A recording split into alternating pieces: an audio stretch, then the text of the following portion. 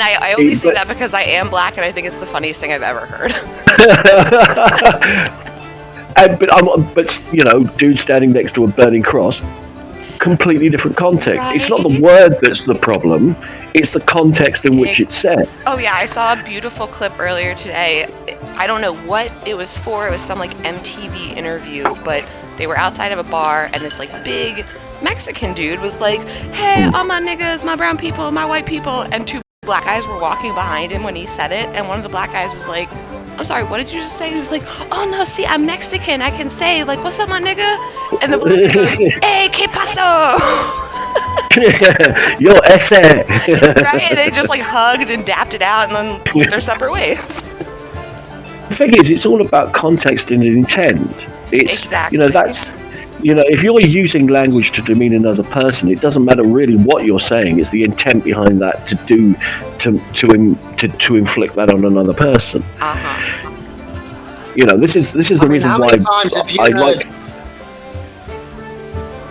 Go ahead, sorry. No, carry on, mate. I was just going to say, like, how many of you have heard Gordon Ramsay call people a donut? Yeah. A donut in and of itself is a tasty pastry. Yes. But to call someone a It's also English donut, slang for being an idiot. One of Yeah, my favorite exactly. insults throughout high school was to call people a boob. If anyone ever got offended by it, I'd be like, no, I have two of them. I can absolutely call you a boob because I know how fucking useless they are. Oh, I disagree. They're useful if I plan on feeding a child, they're useful. For anything else, for me personally, useless. Okay, well, well, let's take it outside of the realm of you personally. Yeah, I know. I was going to say, my husband finds them to be adequate stress balls. There you go. I totally get They it. are They're squishy. natural they're pacifier. fun. Right? Like, they're definitely like weird squishy things that don't make sense when you touch them. I get it. But I've had them for so long, they make sense to me now. Trust me, they're incredible fun to play with. Sure. But that's Righto. Okay. Oh my god. I feel like it's All right. I'm that kid who's had a toy for too long that it no longer is fun. Anyone who comes over, they're like, oh my god, that's the coolest thing I've ever seen. Yeah, exactly. Yeah, same sort of thing. Familiarity breeds contempt. Oh, it's so true. Especially if you want to go for a jog. Good luck with that. Just send Indeed. a quick message as well. Bye-bye. Alright, I'm going to mute myself because I'm about to fill up a water bowl and it's going to be really loud. That's right. You do that. Hey, So, while we're waiting for everyone to sort of join us, I think Kenpachi, Aces. where you guys are? Oh, go on. I don't know if he can hear us or he's in channel. I think we're just waiting for Kuroishi and yeah, Tinder and all them funny people.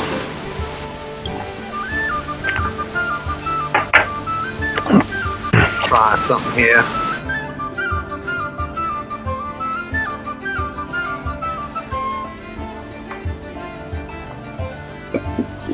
Oh yeah, and Legia's like, no pressure or anything, but the sooner you decide to run your module, the better for, everyone who's interested. I promise It does you. seem fun. It's a floating island. Right? Oh my god, it sounds so cool. I've been like reading everything and I'm like looking at the map and I'm like, okay, so the fact that I'm not playing this just makes me sad. Well, really, to be honest with you, I am going to have to run at least one or two games myself in there just to get a feel for it and how it plays and what kind of games can be run on it. The reason why I dropped it in is I thought it would be an incredibly good drop in as a location for your player characters to be able to visit in a campaign setting, because it doesn't matter what the campaign setting is, a floating island is something that would be culturally different from anywhere else on your world anyway, because they've been up there for 500 years and they've developed their own society. And my thought process just went, okay, if there's a floating city, it's going to be up on this huge rock. Who is going to live on there? Well, it makes sense for a small race to live up on there because less space. So it's halflings or gnomes. Exactly. And then I thought, well, how the hell are they going to get up and down? Well, the kinds of people who would invent that kind of thing are tinker gnomes. Tinker gnomes are the kinds of people who would invent some kind of airship. If anybody's going to do it, it's going to be them. So then that decided the race. And then from there and then I start thinking, okay, well, if this is going to work, how would it really actually work? I mean, you'd need a massive amount of water in there. You need a way of pumping it around. You need to keep all of the agricultural lands fertile. That means druids. You need to keep these airships up in the sky. That means magic. Okay, magic, use a college. And then it just kind of flowed from there. But I do have an idea for an adventure up there. So I will be running that at some point, and I will let people in the channel know. And you'll be more than welcome to register an interest, and I'll, depending upon how many people are interested, I'll either run 1 or 2 sessions of it.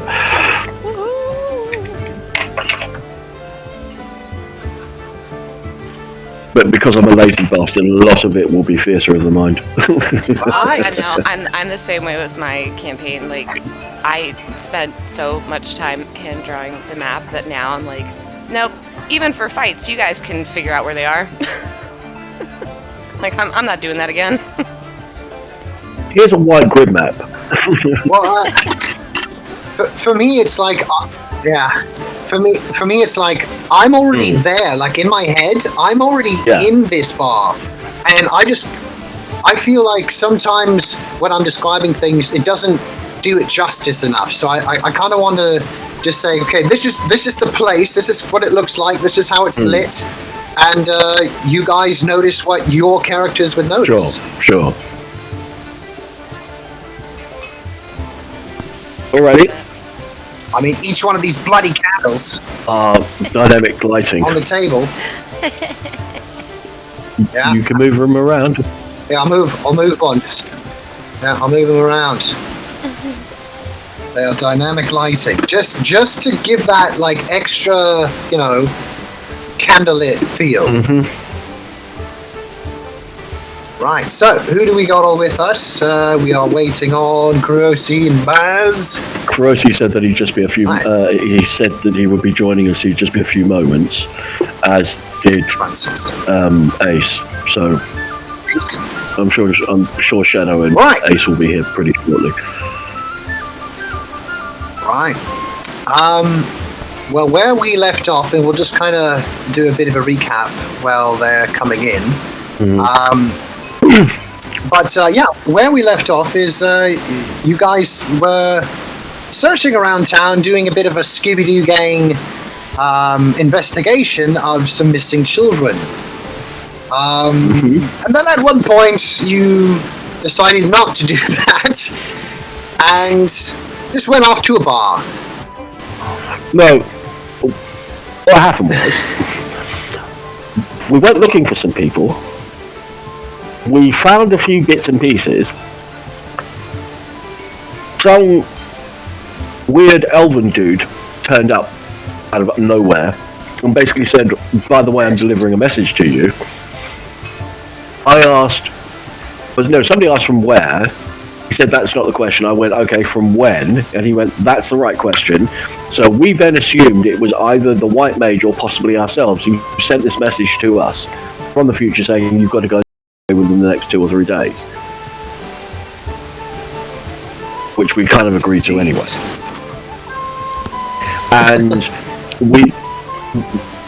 whilst we were deciding what to do next about the children, and that was all happening,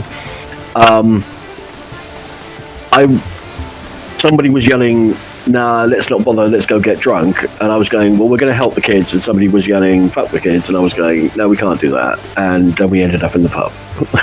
Yeah, there was a very odd discussion about what we were going to do with the children once we rescued them. Like, blackmailing their poor parents. Which was basically... yeah, no, seriously. Well, I am going to have to put my foot down here and say we are not going to kidnap children. Oh yeah, no, all right, and we're not going to be ransoming. We're not going to be ransoming them back to their families. We're going to find them and give them back to their families because that's the right thing to do, and we're making enough money anyway. And SQ is of the heavy opinion that like there are enough people looking for the rich guy's daughter. No one's looking for the poor kids. So we're going to find them, and we're not going to charge their parents for our services. Ugh. And also, we're not going to eat them. We're not going to sell them. No, none of that. They're just going back to their families. Yeah. Assuming we find them in one piece, we return them to their families. Well, if we find them in several pieces, then we'll kind of put them all together. You put all the pieces together and wrap them up and then give it back to the family. Oh, that would be morbid. But we would probably do it anyway. You know. We did our best to reassemble your child. Here they are. I found them. You may not like the condition in which I found them, but I did find them. The other thing is, of course, we need to figure out whether or not there's any kind of connection between these families, because otherwise it's just basically random kiddies going missing, and that will make it very much more difficult to predict where this creature, beasties, monster, kidnapping gang is to strike next. Yeah, I think our best bet would be to figure out if the kids knew each other, because so far there's no like obvious connection between the families, aside from some of them are poor, one of them is rich, which the rich guy, unless he did something wrong to the poor families. No, but then why would all the kids go missing? So I think the kids are connected, not so much the families. And obviously it's not through like, food habits, because we have little gluten boy and no one else is allergic to bread. Okay, well, I'm assuming it's not based on a common love of donuts or something. I'm going to assume it's probably either they play together as a little group and they've all been targeted, or one of them has interacted with the others, and I just don't feel this is right.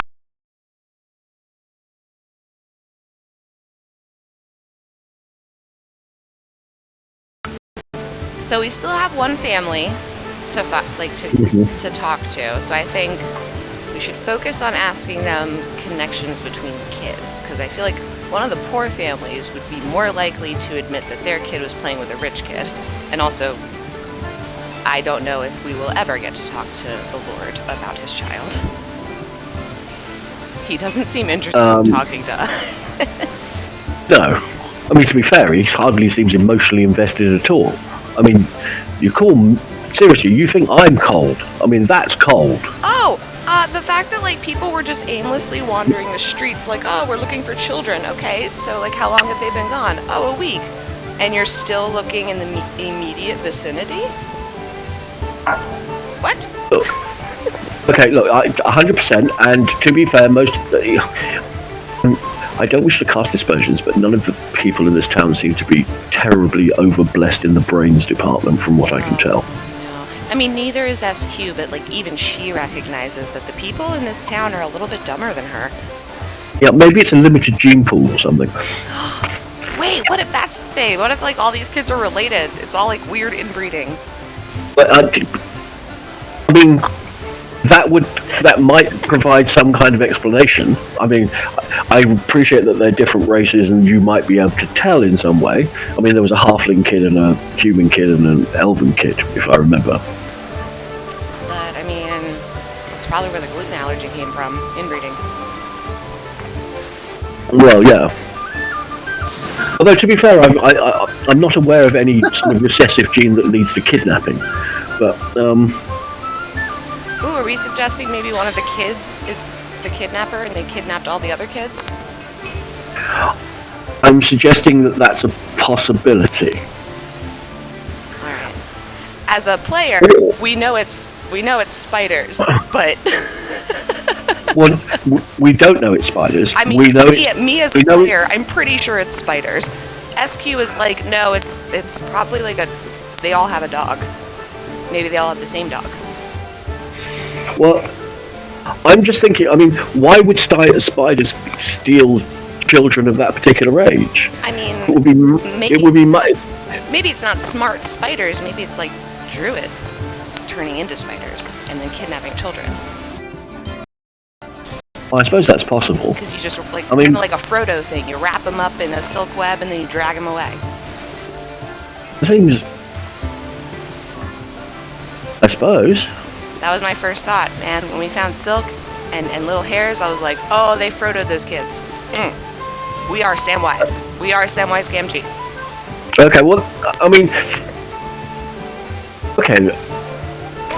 Assuming that it's spiders, or a spider, a great big, ugly, hairy spider. With the next question is, or the two question is, why, and where are the kids now? My why, probably food. The kids are probably tastier, a little more tender, juicier. Like, surely there must be like there must be some wildlife or stuff that's a lot easier to take than sneaking into somebody's bedroom and woofing out a kid. Which is why I'm inclined to think the spider is not always a spider. It's like a child-eating witch who turns into a spider. Okay. Like the Pied Piper, but a spider. Okay. That's an interesting thought. Hey, Ace! Hi, I've been here the entire time. I've just been listening to you two ramble about a fucking witch spider. I had no idea. I was confused. Excuse me, to be fair, one of us. Also, I need to turn down this music and roll 20 so I can actually Yes, fucking only hear. one is rambling.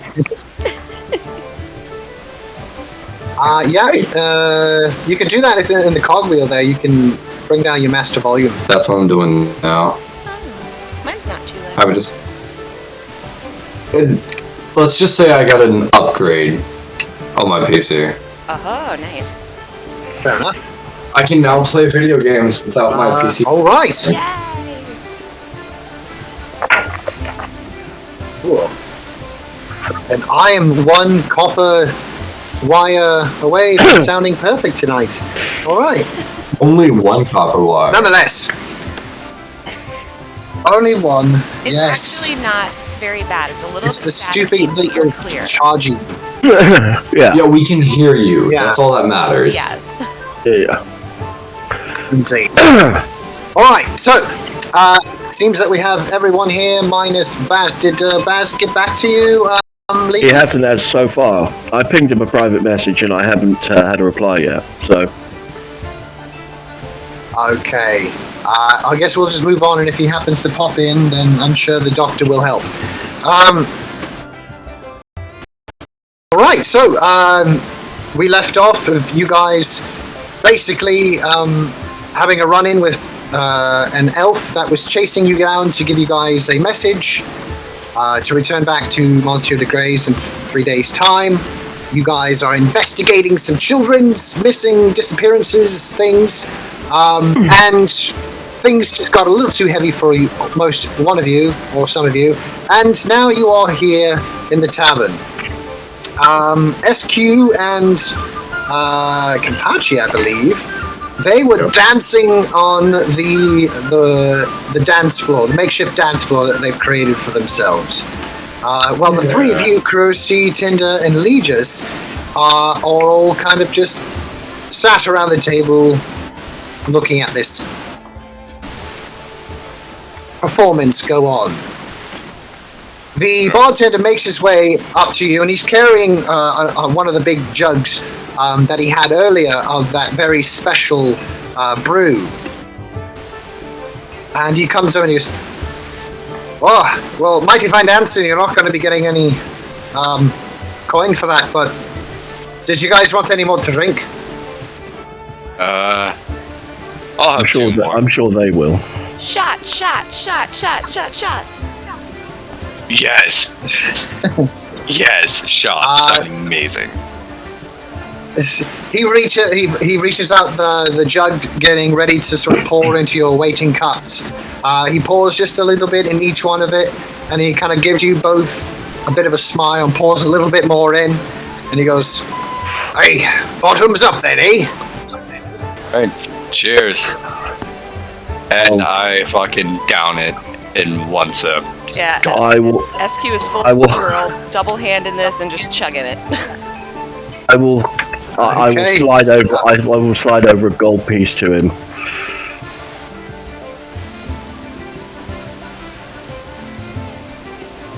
Comes over and gladly accepts. Me leans over to ask you, I want something more than just a shot. I could teach you how to twerk. No, I want something that will hit me harder than what he's been giving us this entire time. Oh, and SQ's gonna like raise her empty glass to the bartender and be like, "Do you have drugs? Are there drugs?" I look at him and ask him There if he be has no drugs anything stronger than what he has. Stronger, I have. Yes. Sure. We want It's that. Righty then. Yes. He goes over to the bar, picks up a small chest from underneath the bar. It clangs against the table. And at that, as it hits the table, it goes over, reaches over, and he grabs a bell. Ding, ding, ding! It's at this moment the whole place becomes silent. As everyone now is now staring at the bar as he's opening up the chest. Treasure. He pops open a small, almost like a jar of some red glowing liquid. He kind of gives it a swirl, and the glowing effect kind of dies down as he's swirling it. He grabs a couple of small cups, pours just a small amount in each. Places it back into the chest, back underneath the counter. Begins to make his way over to you two. As he's doing this, everyone is following him, going towards you. I look around confused. All right, why folks. everybody's following. It looks like these here are looking for something a little stronger. And they all kind of, you see at this moment, everyone sat at their tables are kind of all looking at each other and kind of, some are smiling, some are actually, you see some of them kind of grabbing their mouth, almost kind of reminiscing. And he reaches out, gives you both each one of the small cups. And there is no more than maybe a couple of sips in each. And he hands you each one. Bottoms up. Yes. Yeah, good luck with that. And I Like down. poison, and she drinks all I of just it. down. Yeah. We don't know what chill is. The booze or booze. I wish you guys would wait until I can cast floating discs so I can just leave your bodies on there. That sounds fun. All right. Okay, so Kapachi. Uh-huh. Not yet, sadly. Yes, Randy. So, Kenpachi and SQ, as you guys you down it and you hand back the cups, it's almost like everyone in the tavern here is just kind of, they give a big cheer, like yeah, and then everything just kind of goes back. They go back to their own conversations and kind of looking at you guys, and every now and then, but everything kind of goes back the way it was. However, SQ and Kenpachi, I need you both to give me a con save, please. What? Oh. Oh, nice, okay. Alright, hold on. SQ is just flat twerking hard. Gone. I'm dead. I'm gone. Okay. Alright, SQ. Due to your indulgence in much stronger narcotics, this drink in and of itself does hit you. It does make things a bit blurry, but is something that you've grown accustomed to being able to manage. It's like that fun level of blurry. However, yeah, like right in the pocket. Yeah. Oh Christ! Yeah. However, Kenpachi, the moment it hits, you feel the sensation, the burning sensation suddenly hitting the back of your throat. It catches you off guard for a moment, and then it starts to spread down, almost warming up your chest. Oh, at first it feels a bit warm, and then it becomes almost hot, almost slightly unbearable, and then you begin to cough, and cough a bit more, and then that's it. That's all you remember. As everyone else sees you kind of tip back, and without any sound, without any expression on your face, you just fall. Right flat on your back. Can the last thing Kenpachi hears be SQ kind of standing over him like, you just gotta twerk it out, hun? My God, that's not the last thing I want to hear. The last thing I want to hear is people laughing at me. Because like I'm kind of just laying there staring at the ceiling right this second. I was going to say, you're probably not hearing anything. You're probably just drooling on yourself and hearing the music in the background. Yes. Yes. At this moment now, your eyes are unable to just focus on anything, so you do your best to try and keep them closed, but every now and then you kind of flash them open just to kind of keep balance, because every time you close them for too long, it gets a bit spinny. And every now and then it's almost like someone is turning up the volume and turning it down on your ears. It's just like, it's almost like your ear canals are swelling ever so slightly every couple of minutes, and it just feels like everything goes quiet, and then everything goes loud again. Quiet, and then everything goes loud once more. Wait, hold on. Can I move? Like, can I raise my arm? Like, I want another shot of that just before I pass out. Oh, God. Okay. You can certainly try to raise your arm. You'll have to give a strength check against your own volition. So just a straight strength check as you're trying to lift your arm up under the incredible pressure that you're feeling. Yeah. It's janky, and every now and then it goes back down, but you're committed to really getting that last shot in, and as you bring your hand up with the cup still in, the bartender kind of looks down, gives a bit of a smile, and he splashes just a small sip inside of yours. I'm gonna down that, and right after I down that, I'm gonna fall asleep and start snoring. Okay.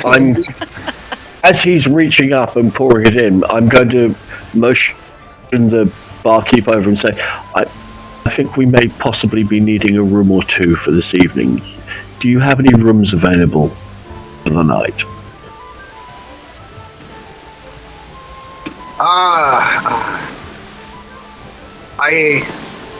I'm not sure. I'll have to take a look in the books, you know. If you would, I'd be very grateful. So bad. Legis and Kraus here are about to have to fucking carry me to the room because I'm flat out cold. I'm No. Kuroshi is about to carry you to the room. I'm not carrying you anywhere. Yeah. Why? Well, at best, I'd probably be able to drag you by the feet up the stairs with your head banging off every step. I'm only 8 strength. Yeah, his strength level isn't negative. Wait, hold on. Aren't you Warforged though? Custom lineage, mate. He's a smart boy. Brain strong. Brain strong. Got it. So, Krause, I'm sorry, but you're screwed. And meanwhile, SQ is like attempting to gather the patrons who are in the bar. Like she's got her lute out and she's playing and she's like, "Everybody, conga, grab onto my hips now. Let's go, let's go." In my drunken stupidity and how I'm asleep, I'm just like mumbling and prematorial. Yeah. Yeah, so I just drag you off the floor. Alright. Yeah.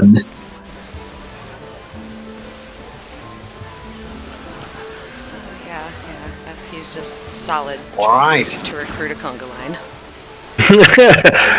I'm having Alright. no part. So yeah, you give me a performance check there, SQ, for your singing and your whatever. Oh come on, conga line. Yes, you do manage to. Most of them are there, and it's getting sort of near the end of the night, and most of them are not very capable of standing up. But those who do manage to come around. You've got about 2 or 3 with you. Legis, no, not Kampachi, and Kuroshi. Both of you guys give me a perception check. Okay, mate. My specialty. Hey, that's actually really good for you. I know, that's absolutely amazing for me. Normally I'm utterly oblivious as to what's going on around me. I'm weirdly proud of you. Thank you. Right. SQ did you, no, sorry, Crocy. Alright. There he goes.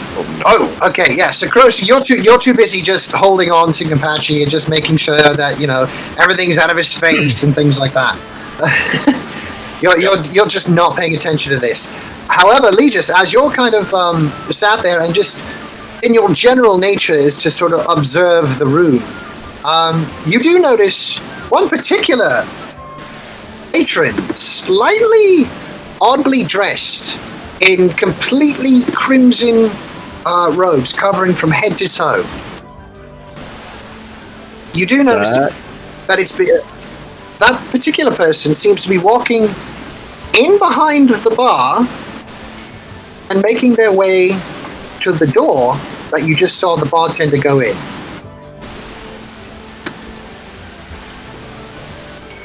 Oh. Okay. I'm...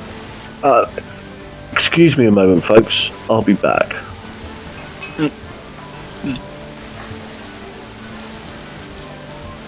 And I'm gonna move and follow. Okay.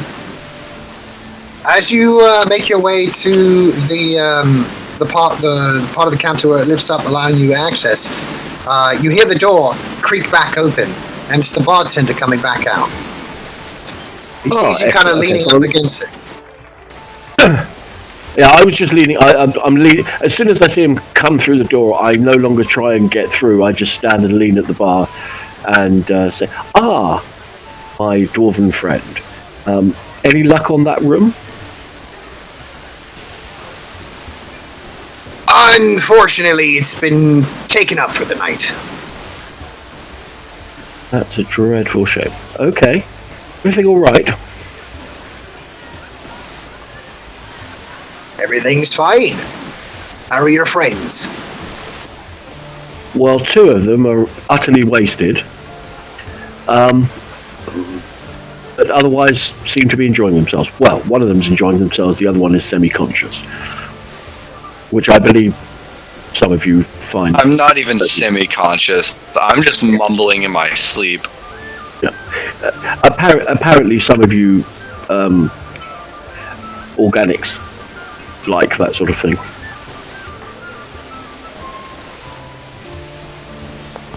All right, you wouldn't be able to recommend recommend a place that might have a room or two available, would you? Close by, preferably. Your best bet probably be the Toadstool, not too far here. And how would I find that when we decide to leave? Out those doors, about 2 blocks straight down. Super. And is it on the same level, or is it higher or lower?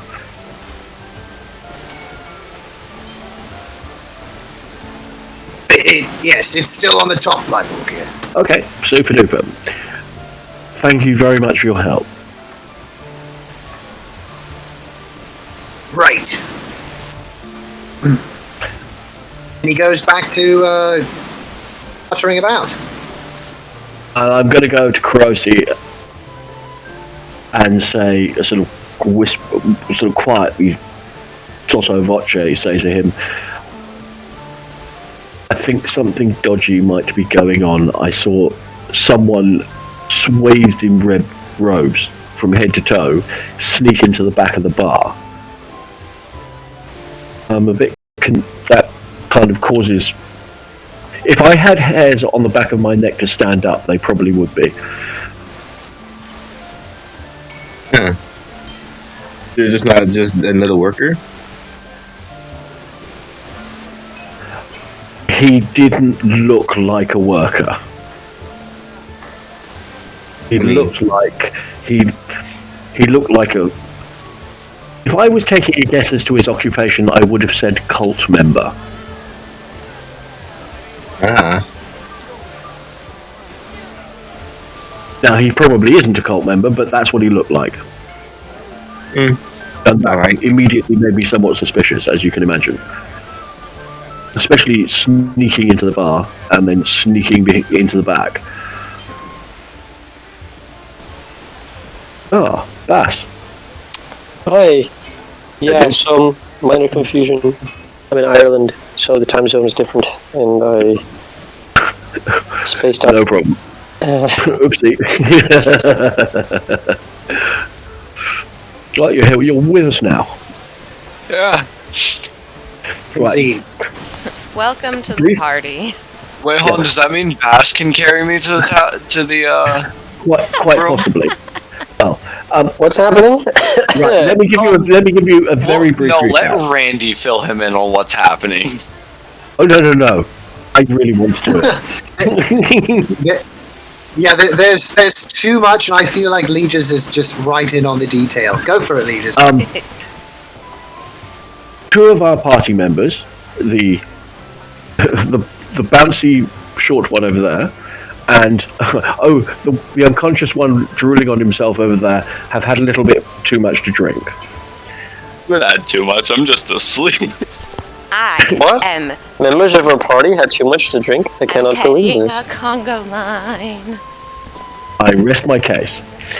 So, whilst all that fun games have been going on, and I've been trying to get a room for the evening so we don't have to carry these people very far. Sadly, none here. I saw somebody dressed entirely swathed in red robes from head to toe, including covering up their face. Slip in the door, slip through the crowd, and then slip into the back of the inn. And it looked extremely suspicious. Yeah, that sounds pretty sus. However, we are going to have to try and get Kenpachi and SQ squared away somewhere. Right. It's You not can't gonna be say that hard. I'm knocked the fuck out. SQ probably. SQ will, like, if you want to tell her, like, SQ, we need to get you squared away, she'll be like, let's square dance wherever you want, baby. Let's go. yeah. That's. Do I still have a sleep spell? Reassure. No. No! No, damn, I traded that out. Shit. Okay. I'm going to.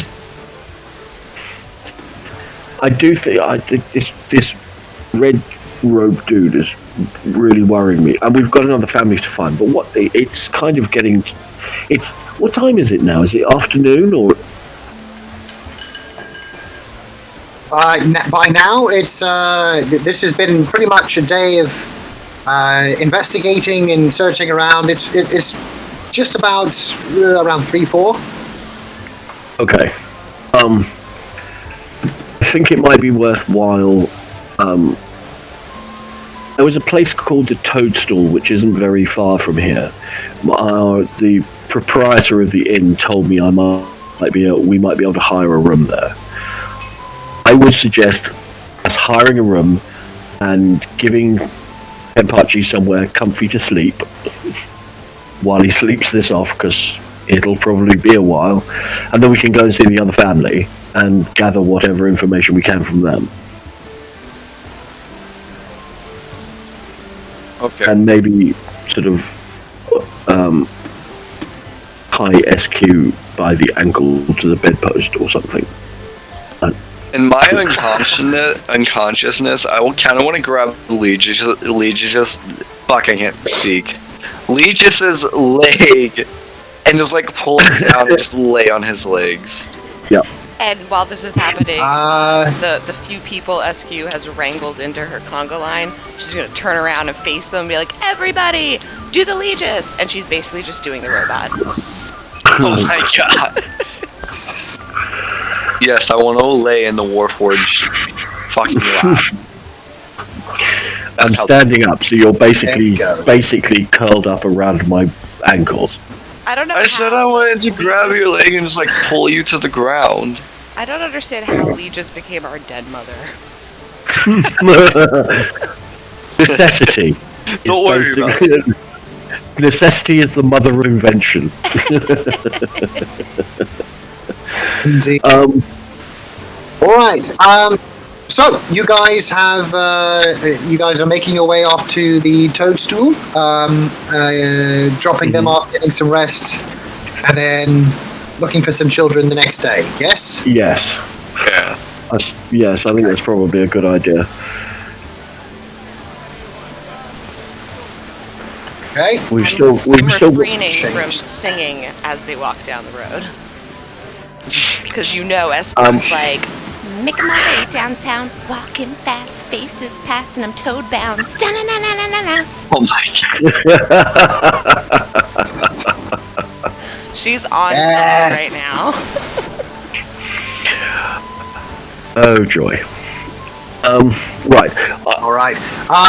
So as you're making your way back, so who's carrying Kenpachi? He's unable to move. I think Shadow is. Where is he? Okay. I assume like a fireman carry, so you can still kind of walk as opposed to dragging him. Mm-hmm. Yeah.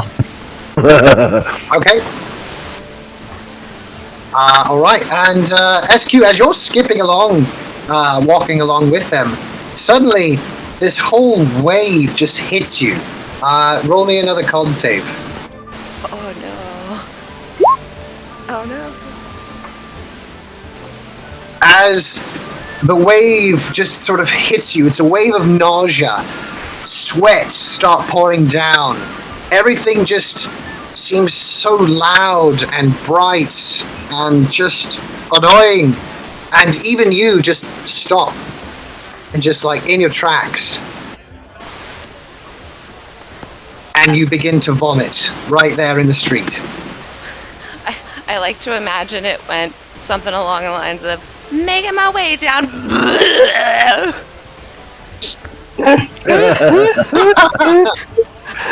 Someone clean that up with prestidigitation.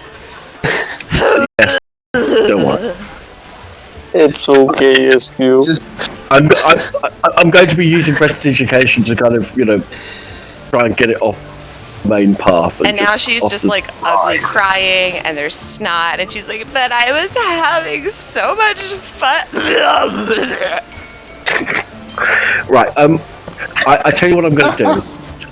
I'm casting Levitate on SQ, and I'm going to kind of gently push her over to the edge so she can vomit over the edge for as long as it takes. And then I'm going to keep levitating her and just by her wrist, pull her along so I don't have to carry her. Can I just see if levitation makes it worse? Okay. Uh-huh. I just imagine her like puking, and the puke like propels her some other place, and she just kind of like becomes a vomit rocket. I'm thinking of like those zero gravity flights when people like they lose that inner ear balance and they just start throwing up even more. Yeah, this isn't a good idea. Oh no, she's fine. Or maybe not. Yeah, with an 11, like it's in the back of your throat every now and then, but you keep trying to do like tricks. You keep trying like to hum or smile, just trying to hold back that as best you can. So far, you seem to be managing. Okay. But nonetheless, yes, I'm as closing Legis the distance. has lifted you up to throw up, as Legis has levitated you over to the edge to throw up over the edge. About maybe 5 seconds later, from down about 50 feet down, you guys hear, "Hey! That's my house!" I'm so warm. I'm so sorry. I'm a barf you guys- balloon. After you're able to sort of maintain your composure, SQ, and Legis is pretty much just dragging you along like a balloon. Yeah. You guys eventually make it to the toadstool. Inside's a very sweet, elderly woman, appears human. It is difficult to tell. Her ears are sort of covered up by this very big, sort of poofy hat. And she kind of looks at you all and goes, "Well, if you're here for a room, it's 2 silver each." Do you have? All right. How many of us is there? Like, That's right. There's 5 of us. I don't need no room. I have. It's all right. It's all right. Do you have? How many rooms do you have? Currently available, we have we've got 6 rooms. Excellent. We'll take 2 of them, please. And SQ. Wait, does that And mean I- I get to sleep in the same and bed I- as Krause? And I will give. yeah, I was gonna do it. And I will give her a gold coin. And SQ's gonna pull out another gold coin and hit and like slide it over with Legis's and be like, "I'm gonna throw up on everything. You're gonna need a cleanup crew." And she kind of just burps. By the way, I would really appreciate it if one of the rooms came with a bucket.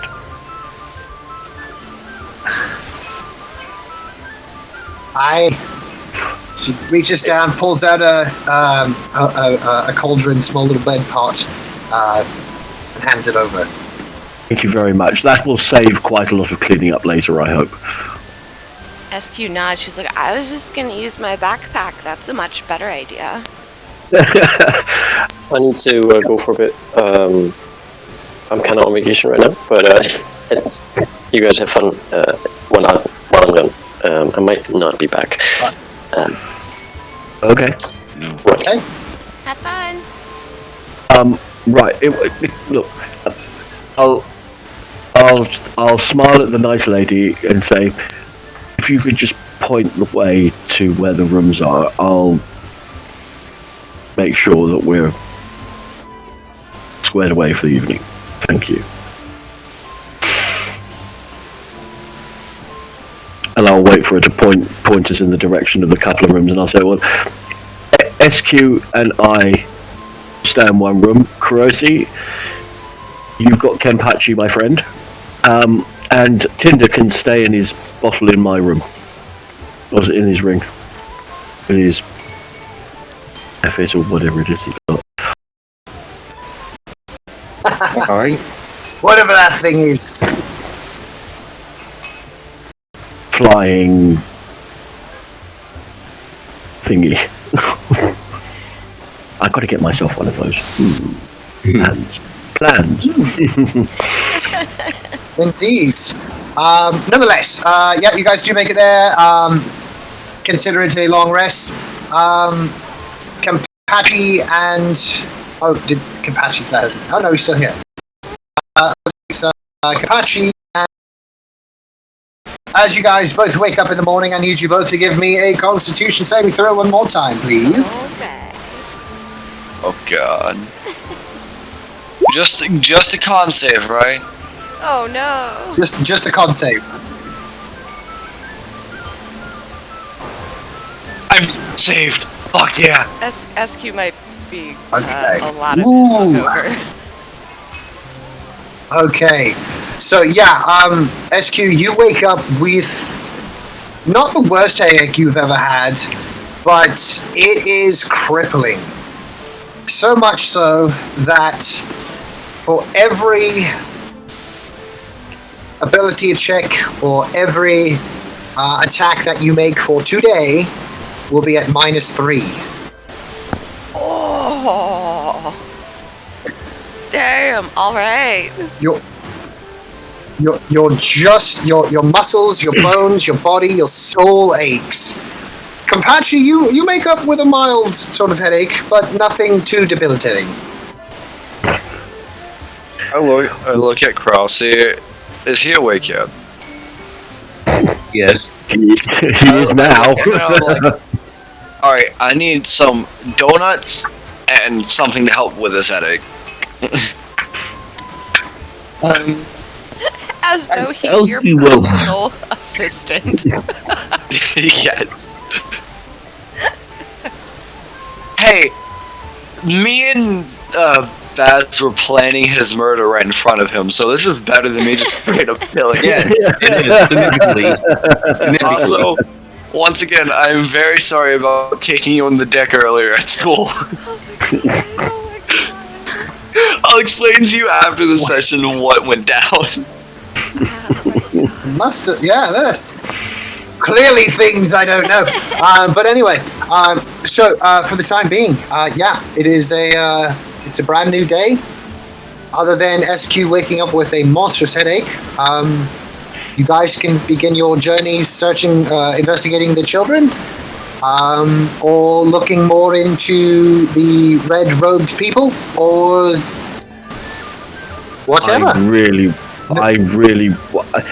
I think we're obligated to go and speak to the last family, but I really want to find out about that red rope dude.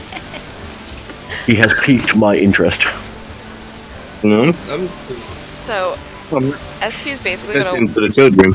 SQ's gonna wake up and like flow out of her bed like an actual liquid person and like crawl across the floor of Allegius and just like hug his leg and be like, I feel like poop. Well, look, you're more than welcome to come with us, or you can hang out here. It's entirely up to you, my dear.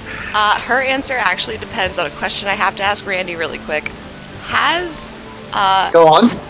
Has Lonnie gotten big enough for SQ to ride him yet? Because I know he was fed something by the doctor at one point. I don't know what it was, but she let him eat it. Indeed. You've seen almost no... I mean, no more than the normal growth. Okay, so he's still not rideable. Not quite yet. Alright, SQ's gonna pull her clothes on, and she's gonna pull Lonnie over and just, like, sling her arm over his neck and, like, use him as a goat crutch. She's like, I'm coming with you, I'm coming with you. We have to find the kid. By the I way- look down at SQ and I'm like, you know what, come on. And I just fucking sling her over my shoulder. Okay. No. Before any of that happens, before I powered down for the evening, I used prestidigitation to clean whatever vomit flecks were on me. I have spent the morning, at least several minutes, making sure that SQ isn't a carrot chunk soaked little halfling. Oh yeah, so that she like woke up just crusted in her own mess. I'm fairly certain she did. So I have spent at least 6 or 7 prestidigitation spells to get her so she doesn't smell really, really badly. And she would have very patiently stood there like, okay, thank you for this. This is for your own good. I know. Everything smells bad. Is it me? I smell bad. You do, but I'm trying to solve that problem for you. Okay. If he does like the puff of air, like a spritz of perfume, can we create like one of those little clouds that like ladies do? They'll like mist the perfume and then walk through it.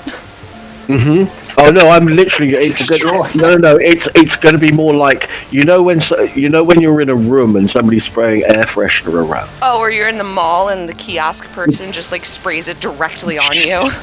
Yeah, literally, it's going to be. I'm standing over you with my hand almost directly above your head, raining it down on you. It's like. And SQ is just like, okay, yeah, it makes sense. I smell so bad. But you smell a lot better now. Believe me. And is it like a new car? So with her smell relatively gone, it's more sort of lavendery kind of smell. Okay. I was thinking just because Legis, Warforged, like maybe it's just new car smell. Wait, hold on. It's a lavender smell? I want some of that shit. I'm quite happy to send a prestidigitation your way to waft you some lavender scent. It's not a problem. Yes, please. There you go. Okay, now that we all smell like lavender, Well, thank you. you guys make your way down outside of the toadstool. It is a much more lively, much more bustling environment now that the sun is back up. But nonetheless, you guys are heading off to see the final family, the Orins. As you guys make your way up to, more sort of down into the 3rd or 4th level, you guys make your way off to almost like a shanty sort of village, almost. You guys make your way, you guys ask questions, and eventually you guys make your way to a blonde elven woman who is just kind of on the outside of her sort of hut, and just kind of looks like she's grinding something up in a pedal and mortar, and she doesn't quite notice you right away, and she seems very content in grinding up her herbs. I'm gonna look at Crossy and tell him, I'm not even gonna lie to you, I forgot about the kids. It's alright.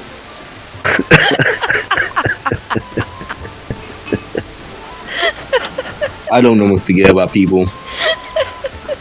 I mean, there wasn't money involved. Well, there was, it just wasn't enough, but... Is Kenpachi still carrying SQ? Yeah. Yeah. She's gonna, like, try to wiggle out of his arms and walk over to the lady. I want to stop her from doing that. You can. I will carry her over to the lady, because knowing SQ with the hangover that she has, she won't be able to stand properly. That's fair. That's so fair. All right. So there you are, carried like a child up to this woman who's grinding up herbs. And You get closer, and she doesn't quite. She still doesn't seem to want to notice you. hi, hello, Miss Kid's mom, missing Kid's mom. It's Miss Oren. SQ hasn't bothered to learn any of these people's names, and she refers to one of their children as Gluten Boy, so, like, don't expect any kind of respect from her. Fair enough. And she's drunk, so. Well, she's just hungover.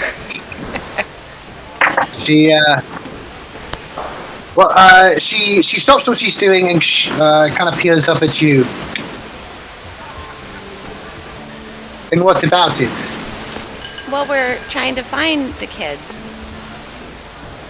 We want to help you find your kid. Do you miss them? You don't, like, do you want us to help you find your kid? I feel like she might take me a little bit more seriously if I were standing on my feet. I'm not a child, by the way. I'm an adult person. I look to the side and just spark up a cig. Alright, so we're just gonna have to talk this way. We want to find your kid.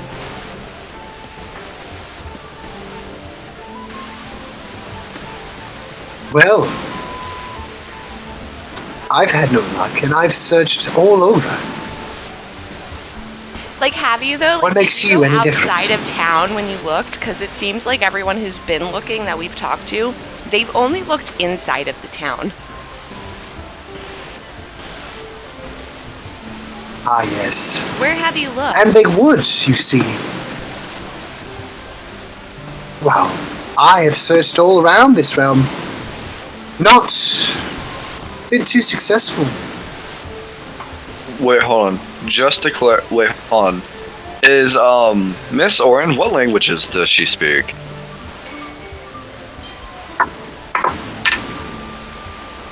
What, like, are you asking her what languages she speaks? No. I'm asking you what languages she speaks. I would assume Ah, well, she's you common and don't know. Elvish. I assume she's speaking them in common, but she isn't. You can. No, I just want to know what languages she speaks, just for reference. Well, at this moment here, you wouldn't know, but you can tell that by her elven nature that she can either understand a little or is fluent in Elvish. I would probably bet on the latter, frankly. I crouch down. I set SQ down, crouch and walk closer, whisper in her ear, "Look, they just want to find your kids. Just tell us what you know, and we'll be on our way." In Elvish, because clearly SQ can't get the job done. She looks back. She looks over at you and then looks at the rest of the group. So you're adventurers. Well, Let's just say that we're I curious and we like to be able to help those who can't help themselves. haven't any coin for you, if that's what you're asking. I wasn't asking for your coin, I was asking for information. We don't want your money. We just want to make sure your kid gets home safe. And SQ is like laying like starfish, spread eagle, on her back where Kenpachi put her down because she can't actually get up right now. I tell you what, if you think that we ought to be paid for helping your child, the payment is the information that we need in order to find your child. How about that? She reaches down, and it reaches down in between sort of her chair and this other sort of barrel that's next to her. It almost happens in a flash as she reaches down and fires a crossbow as the bolt lands into a beam next to you, Legis. She goes, Why don't you tell me about that? Nice shot. Well, that bolt is the last thing I found. Ah, that bolt was. You found that bolt near your missing child, where your missing child was. Yes. On the ground. Not fired. On the ground. Why would you fire it? You just destroyed possible evidence. No, she didn't. Whatever. It's. I will remove it. I will remove it from the bar and examine it. Yeah. Okay. Look at her with pure rage and reach for the sword that's not there. SQ's like rolling over onto her belly and like inchworming her way over to this woman.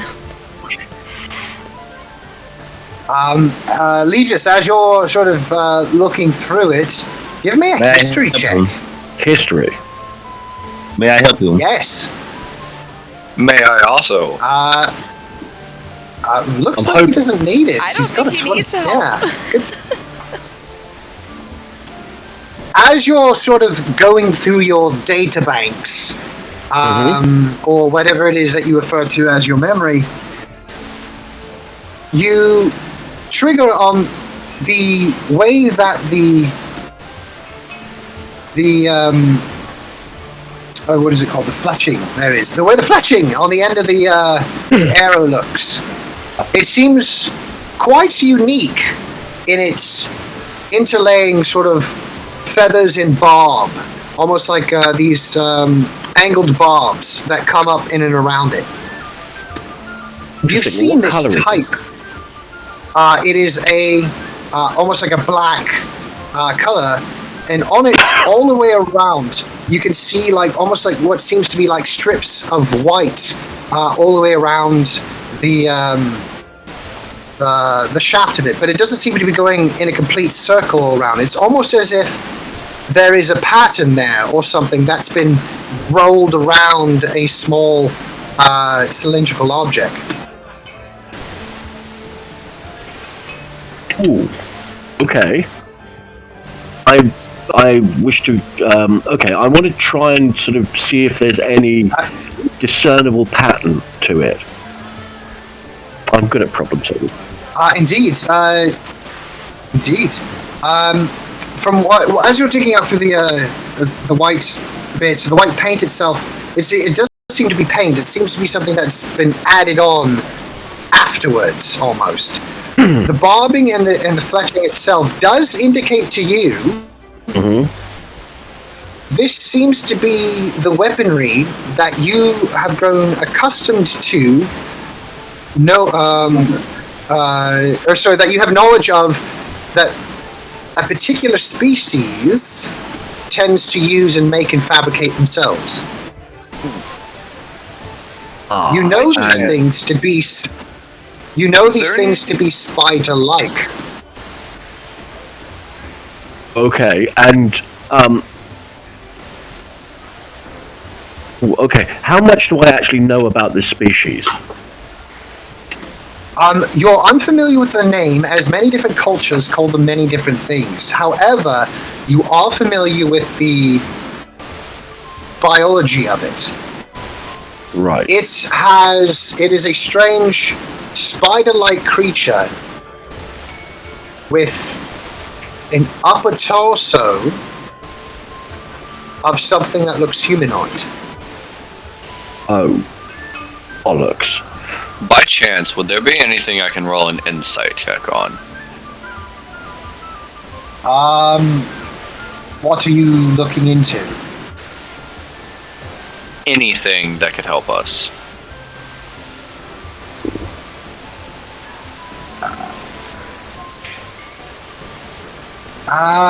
You could try, yeah, if you, Well, from what, if Legis does sort of convey this information to you, is this, are you doing that? Yeah, I'm Okay. once I recognize the bolt, and once I recognize the species, I'm going to turn to everybody and say, I think I recognize species that uses this weaponry, and they are related to arachnids, to spiders, but they're far more dangerous. They're intelligent, and they have... You know what a centaur is? That's a sexy hat horse person, SQ says, from the ground. I think what these things are like centaurs, but in having the top half of a humanoid, but the bottom half of a spider instead of a horse. Ew. And they're very, very dangerous. But if they're intelligent, can we just, talk to them? And tell them I think that people don't like it when they take their children? I think that's a bad idea for two reasons. One, I think they've already demonstrated by nicking 4 kids that they don't really care about what other people think. And secondly, I'm fairly certain that they'd shoot you in the face if you tried to engage them in conversation.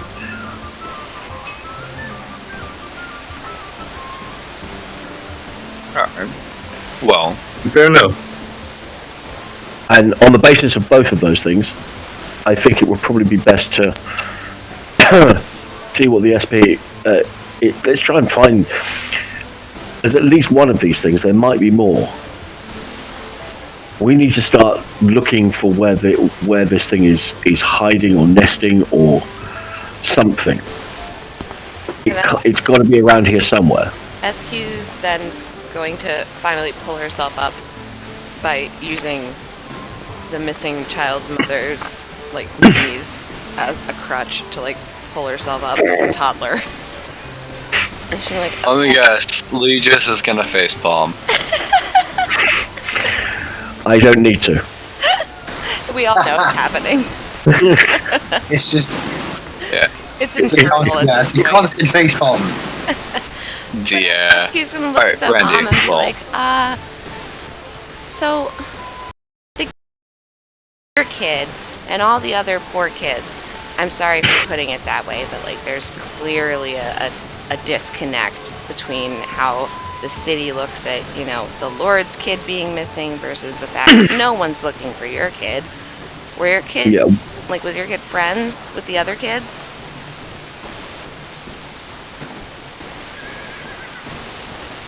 Not that I know of, but... Did they all go to the same school? It's possible. Did they ride the same horse to school, a long horse or whatever? I don't know. I was gonna say bus, but I realized that's not a thing. So just long horse. A long school horse. You must not be from around here, dear. I grew In up this the district, suburbs. there is no... Well, here we do not have the luxury of said items. Learning comes at a cost, and unfortunately, many here cannot pay that. So that means that your little daughter, Nalalwe, pretty sure I said that right? She walked to school? She didn't go to school. Oh, that's what she meant?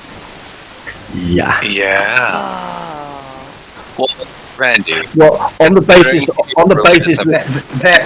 She even went one step beyond. She even went one step beyond and even said there isn't a school at all. to be fair, on the basis of the fact that she's described as a 7-year-old rat catcher, I'm thinking student is not in her future. Okay, I definitely read that in SQ mode, and I was like, oh, that's her hobby. She likes catching rats.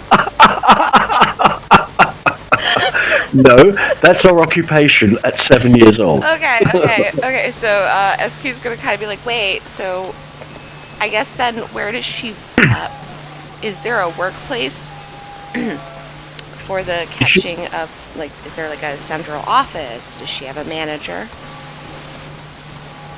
Could we talk to Who? Her rat catching manager. Like, does she work at a specific? Your friend place must that not be sends feeling her well. out? I swear to God, I'm so sorry, lady. I'm not crazy. Your words, Guys, I can't do and this. yet your words. I tell you what shall we let me do the talking?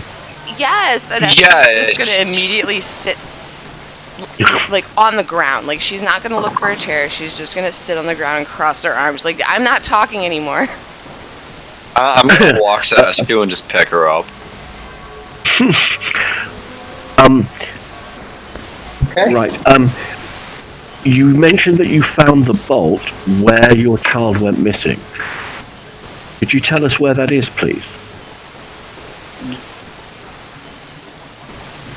That'd be the bedroom.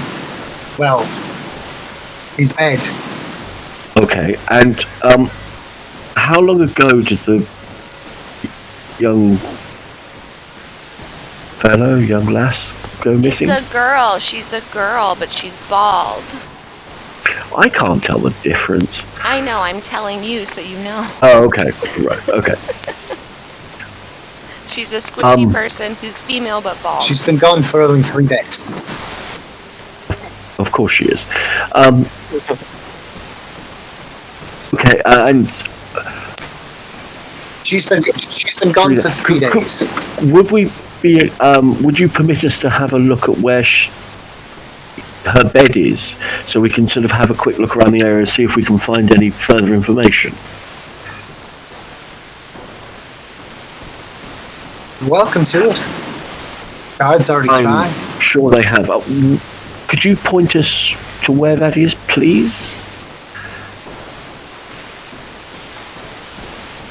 She kind of looks a bit strange at you as she lifts the flap to her small ass shanty and just kind of goes, "It's in there." Thank you. I'm gonna give her a couple of gold pieces and say buy you and the rest of your family something decent to eat. And SQ wants to ask her, do you have any, like chickens or goats out in the yard? Any animals that are out in the yard? No, not quite. Do you have an animal? You see, harvest season is come and gone, and Oh, you ate them. no. Okay, no, that's okay. Right. I'm back. SQ is like being like horribly confronted with her privilege right now, and she doesn't really know how to handle it. I'm gonna just go inside and see if I can have a quick examine around and see if there Hey, are what's any happening? information. We've managed to convince the elven lady to let us into her shack, so we can have a look at the area where the child disappeared from. All right. I'll do an investigation check. I'll join in.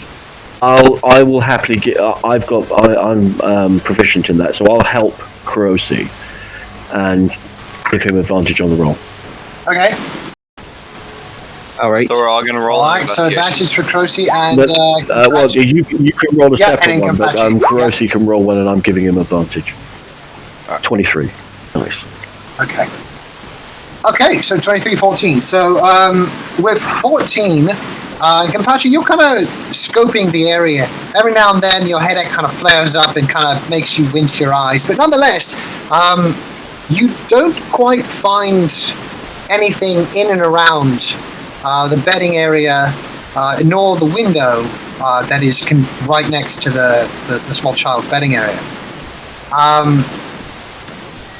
Kurosi, however, as you're looking around the room, you're not seeing anything quite out of the order. However, some very interesting purple flowers that are hung up all the way, all around on the one wall near the bedding. There's a whole bunch of them there, and it seems interesting because you don't remember recalling any purple flowers around. At least ones that looks like this. Can I do a sort of investigation to see what kind of flowers they are? You can do a survival check, Dang. or Okay. let's see. Well, actually, what are you? Do you have any things that help you? I can help.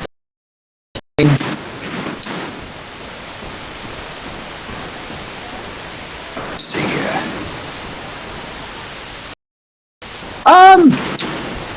You might really want to check out a lot of the cool things that you got here. Let's see here.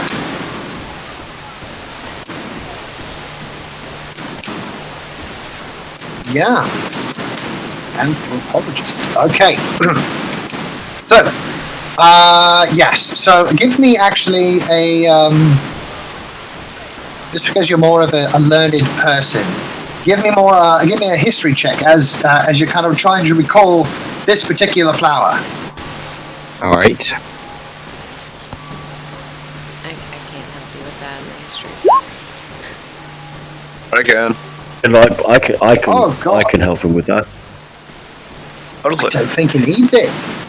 holy shit. He's got a Nice 24. roll, sir. That's a good roll, sir. Yeah. As you're looking at the flowers, you are very familiar with these flowers. These are known as the sleeping. What the hell did I call them? One second. Yes, they're called the sleeping caplars. And they're typically, only found near coastal areas. This ain't coastal. So whatever's come in and using that has come from a fair old distance away.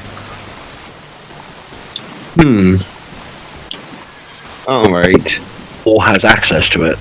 That's... What are the properties of this particular plant or flower? From what... there we go. Well, from the history of 24. From what Kuroshi can remember, is that these particular flowers have an incredible scent that isn't easily picked up by your average humanoid. However, certain species have evolved to almost use these plants as homing beacons.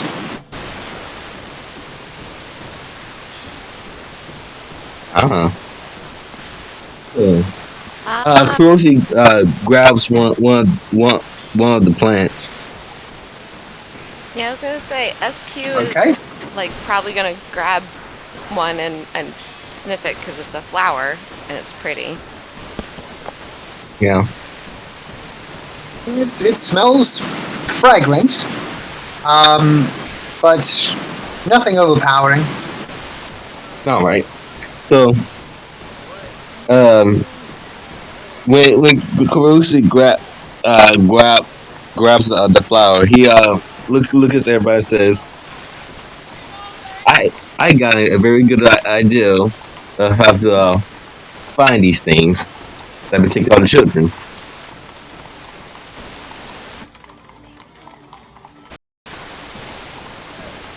But hello. Hi. All right. Yeah, yeah. Oh, we didn't. Sorry, I didn't realize you were at the end of your sentence.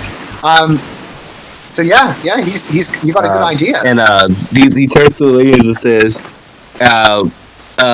in Elvish, thank you for your help, and hands her 2 platinum pieces. Wow. Okay. Nice. All right. We need to... Yeah, she takes it, and she's got a handful of coins now. She's very happy. I have a plan. SQ. Yes, and she's has a handful of these flowers. She's laying on the ground, sniffing them. Make sure you keep those flowers on you. Yes. Oh, lovely. Okay. All right. Should I get more? Oh no, I think that should just about be enough. Get as many as you want. Okay. And she's gonna hop up and very slowly and kind of in a wobbly way start picking more. I'm just sort of, We're going to do this where SQ is unaware. I'm going to take Crocy sort of off to one side a little bit and say to him, "Are you thinking what I'm thinking?" God. Oh my god. Use the flowers as bait. Yup, you are. Are you pondering what I'm pondering, Pinky? For sure I am. Can I like eavesdrop onto this conversation? You're not very far away, yeah. I mean, you're kind of with them, so yeah. SQ. Yeah. And she's picking flowers. Make sure you got some for everybody. How many do each of you want? Do you want like an actual bouquet? I'll make all of you a bouquet. It's fine. That'd be lovely. I don't think I'll need. I don't think I'll need one. Thank you. What, you can't s- I have. Oh my god, Legis, can you not smell? And she's no, gonna like tear up because she's still a little bit emotional from being drunk. No. I can smell, but I have magic. As you will remember earlier from your dousing in lavender. Yeah, okay. And then she's back to picking flowers. Yeah, I tell you what would be really, you sort of weave them into one of those little things you put round your head. I reckon that would be lovely on you. Wait, what little I look at Crossy and ask him to Maybe a take me. flower crown. Like a daisy chain sort of thing you people wear Maybe a around their- flower crown. Yeah, exactly. Crossy, Yeah. can you take me to a blacksmith to get swords? I missed them. I wish I could, but the last lesson that went to burnt down. There must be a blacksmith in this town somewhere. So, excuse me, Miss Oren, you wouldn't be able to point us in the direction of a blacksmith, Yes. would you?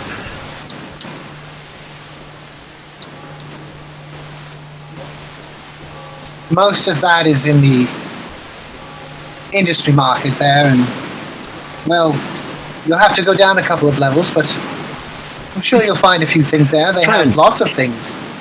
Fantastic. Blacksmiths and general stores and florists. Fantastic. Thank you very much for your help. We will be searching for your sprog, and should we find them, we will return them to you. Free of charge. And SQ, while holding Very well. like all the bouquets for the party members, she's also going to give this woman whose flowers she just picked a bouquet of her own flowers. Like, you're beautiful. We'll see you later. I don't think I don't think giving her the flowers would be a good idea for our plan. We're gonna need as many as you can get. Oh no! Believe me, if they were going to target her, they would have done already. She's got flowers here. They didn't target her; they targeted the child. I think it's just small people that get targeted with the flowers. Maybe right. Well, we'll soon find out. I propose to conduct an experiment. So, Right. I'm gonna start and light up another stair. okay, so you guys make your way outside. Alright, you guys make your way outside. Most of you now. You guys heading down? Where are you guys heading now? Are you guys heading down into the? Kempachi expressed an interest like in the sort going to going to a blacksmith's or finding somewhere to buy a sword or something. So Yeah, that was yeah. Okay. I was in Oh, with Kapachi. Mm-hmm. All right, Kabashi. As the rest of the group are sort of meandering around and kind of trying to get a good bearing on certain things, you have gone off and in search of the elusive blacksmith. Yes. Now, most of you are kind of gone down into this level here, and most of you are kind of you're close by Kampachi, but for the most part, you're all doing your own thing. You're with him? Yeah, I'll be a fault. Be with. What? Okay, okay. Croshy's still with him. I'm going to go with Kenpachi as well. Oh, okay. So we're all going. She's following me, which means if you're coming with me, Escu's gonna come in because she can't really walk. Yeah, no, she can come with me. All right. So, as all of you make your way down into sort of the market area, you pass a few different things. You pass a very lively jewelry market, one that sells incredible tapestries. And as you find places that seem to make sort of leather strappings for horses and all sorts of leatherware, you eventually do make your way to the Straight Anvil, which is a lovely blacksmith, as this large half-orc person is just banging on an anvil, pushing things into the forge. He notices you coming up, and he kind of nudges his head over towards the sort of front area of the forge. Right, There you see is a lovely woman, half orc. She kind of comes up and he goes, "Yes." I'm looking for 2 cursed blades, by chance. We don't sell anything cursed here, but if you're looking for blades, we can certainly get some for you. Well, anything will be fine. 2 katanas to fit these beads that I have on my back. And I take them off and hand them to her.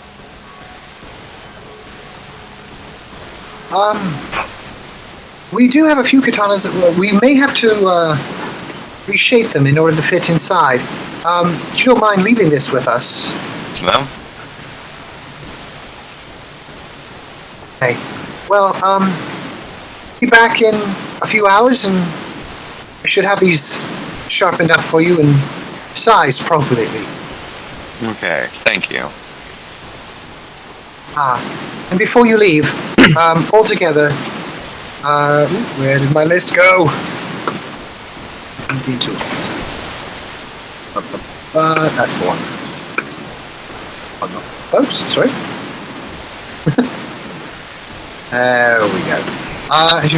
Well, altogether, you have to pay a deposit to get everything going. Cover costs of materials. Alright. Altogether, 20 gold. I look across. Kuroshi hands her 20 gold pieces.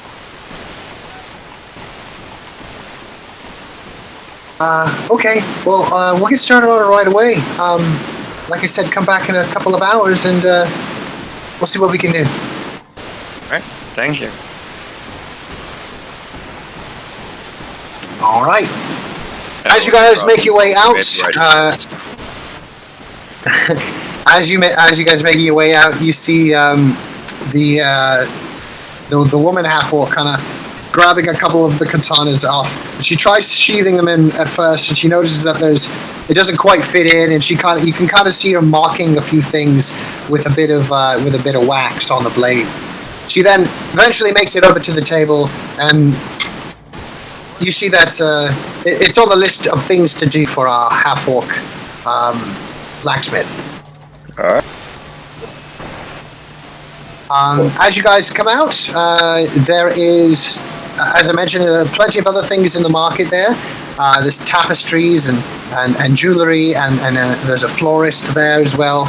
On top of all that, there's leather work, clothing, that sort of thing.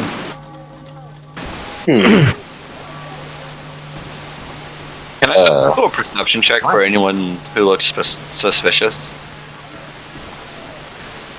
Anyone that looks suspicious in the market area. Yeah. Okay, yeah, you can give me. Yeah, sure. Give me a perception check on that.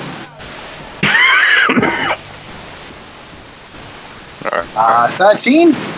No one looks overly suspicious. I mean, there's a few people here and there, but nothing really catches your eye. Alright.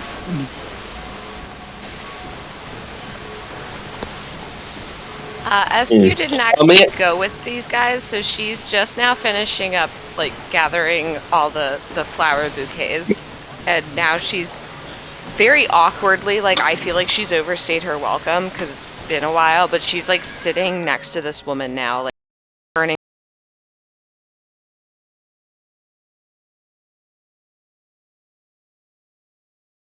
I thought she was with us. I thought Lee just had her. Nope. Well, no, Lee just said she could come with, but she did I not. slap him on the back of the head and say, let's go get SQ. And slap. SQ's just, like, talking As you- poor grieving mother's ear off. Like, my parents were great. They gave me everything I ever could have asked for. It's a real shame you couldn't give your kid. Not that it's your fault, Bob. Christ. She's trying to be nice, but it just comes off real bad. Well, you guys can go handle that. That's a couple things. Oh, you cut out. I grab Krause by the back of his clothing and say, no, you're coming with us. Hey, I'm still trying to find children. You can wait. We need SQ because she's hungover, and on top of that, if she's still with that mother, you're gonna have to give her more than just a couple platinum coins.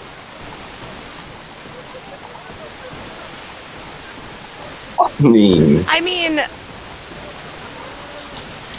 to be fair, SQ feels like she knows this woman now. Not because they've actually had any meaningful conversation, but because SQ has talked at her for about an hour.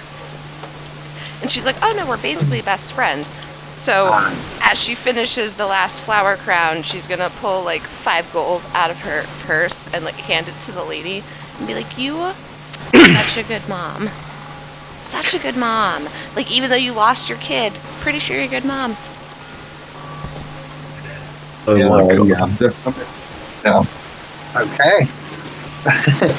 And then I assume you make your way out and find the rest of the gang now.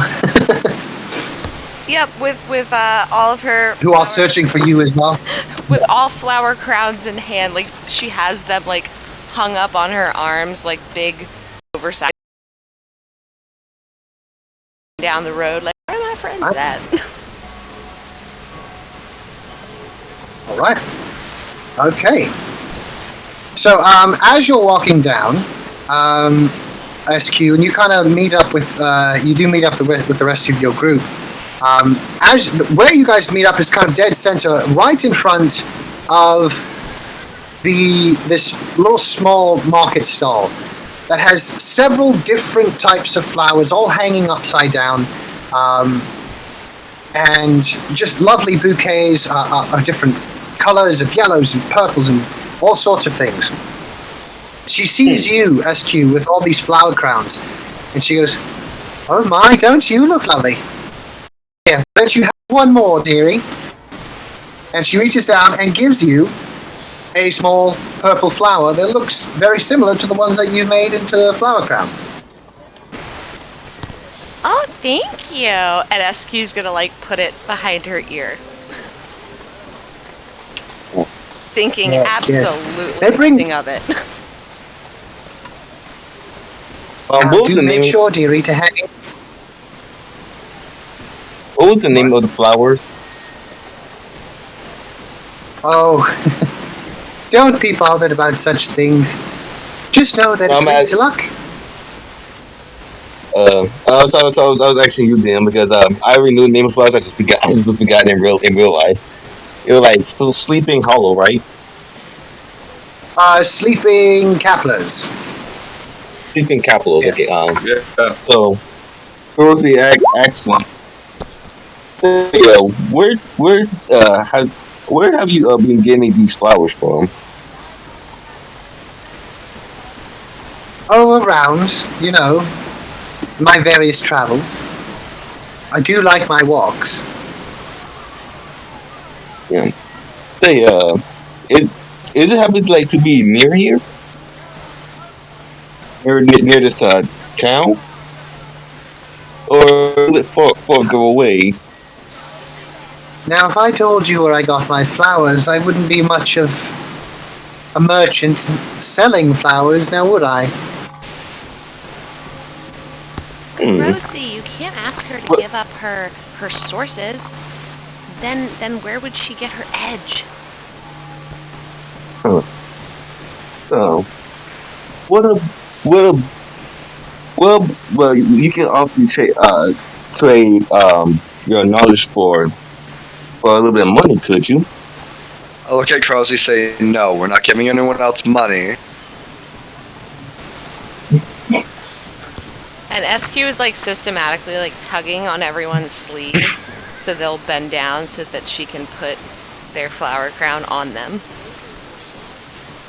Can I threaten her? Wait, hon, can I threaten the fucking flower girl? I'm trying to be persuasive.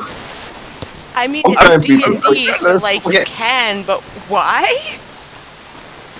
I want you can. I want the knowledge.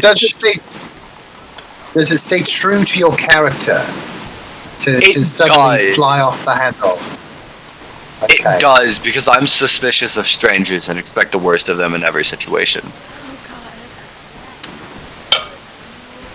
Meanwhile, It does stick to my life. but to be fair, like this woman just gave SQ a flower, which SQ accepted very happily and like put it in her hair, and she's like, "Look how pretty I am! Everyone wear crowns. Everyone's pretty now." SQ's walking around this. Roll intimidation. Oh no! Oh my god! Rolling nice and. As your sudden outburst sort of jolts her. I mean, after all, she's a very elderly woman. She goes, fine. Well, aren't you just the bossy one? Well, I'm sorry for this attitude. I can't just be telling you where I get all my flowers. We just want this. I can't be telling you where I get all. We don't want all. We just want this specific one.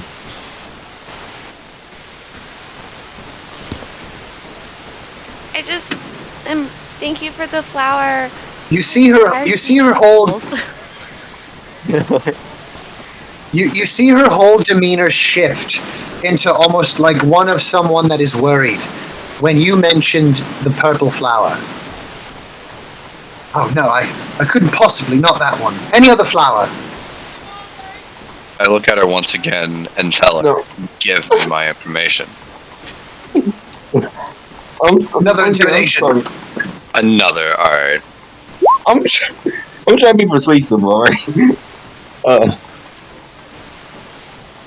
As you come in, you're like, give me my info, and you kind of trip up on your words a little bit as the headache starts to come back. You squinch your fingers in between your eyes, and just at that moment, you've kind of given away a little bit of your weakness. And she kind of goes back. I don't have to tell you about these particular flowers. Alright, They're too rare and much more valuable than you think. Besides, why would you want to know about these flowers? What's so important about them? I'm gonna sit there holding my eyes and grasp Krause's shoulder. Like very tightly to the point that his arm starts to fall in. So the reason why we Oh, you're cutting out us on Crucy. the reason why we want to know about these flowers is because it might help us find the mayor's daughter. You see her eyes widen. What makes you think these flowers have any connection to the disappearance of the Lord's daughter? Because they have to be in the places of some of the other missing children. Houses. Right. And so Well, I'm so I believe sorry. I've given you everything that you asked for. I just missed whatever Kurosi just said. I don't know if it was like my headset or if he was just muffled. Oh, okay. Go ahead Kurosi and say said that again, something. Crucy. Oh, I saw him Yeah. lit up, and then Ace was talking, and I was like, are they both saying something at the same time? If so, I cannot hear Kurosi. Okay. Okay, sorry, my mistake. No worries. The woman kind of stands up, and she kind of looks at all of you and goes, I think I've had enough questions for one day. Please, let me pack up my things. We're closed for now. And You know you what? see her going around, grabbing a big satchel and starting loading in some of the flowers, stems in. So now she's got like this huge backpack of flowers all sticking out. Wait, hold on. So, like, there's still some flowers on the table, right? There's still a few, yeah. Kurosi I'm stops going him from to taking slam any of my- the flowers. I'm gonna slam my foot down onto the table. No. Kurosi stops this. You still hold on tomorrow. I have to be able to stop this. I look at Kurosi and tell him if he tries to stop me again, it will be his arm that gets broken next. And meanwhile, SQ like really likes this lady, so she's like, "Oh, do you need help? What flowers do you want help putting in your bag?" No need. It's No fine. one's on the same page right now. No. I'm in a pure rage. It's okay. SQ's being helpful, and Krause just is getting threatened. And frankly, he doesn't care. You flowers, and that's not all right with him. And essentially, you're threatening an old woman at a flower shop. So, Yes. Makes sense. So as she's packing up all her things, there's still a few sort of wilted flowers on there that don't look like they'll make the rest of the day.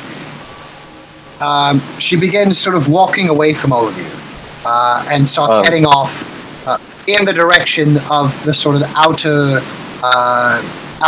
ring of the town. Was she the one that said that she didn't want to wear that kind of flower? She is, and SQ's gonna run after her and ask her. No, No, 'cause she gave SQ a purple flower and then like told all of us like, no, I don't want to use or wear that flower. So she obviously knows there's something up with wearing these flowers. SQ's gonna run after her, totally innocent, like she's not suspicious at all, but she's gonna take the flower out of her hair and try to give it to the lady, and say, well, I already have enough, and I made crowns for all of us. But if you're leaving, you should have this to take with you, right?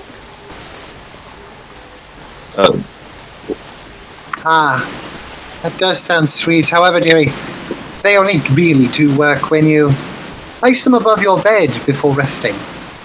They certainly help with the luck for the rest of the day. But I must be going. Okay, Oh, bye. Kenpachi's thank just you. like downright pissed at this point. And SQ turns around and like lifts the flowers. She's like, they're good luck flowers, guys. Don't ever take your crowns off. You didn't even get to put the crown The on old me 'cause woman I then never turns knelt a down corner. for you. The old woman turns a corner and seemingly is gone. I'm going to try and follow her. Yeah. That's my plan too.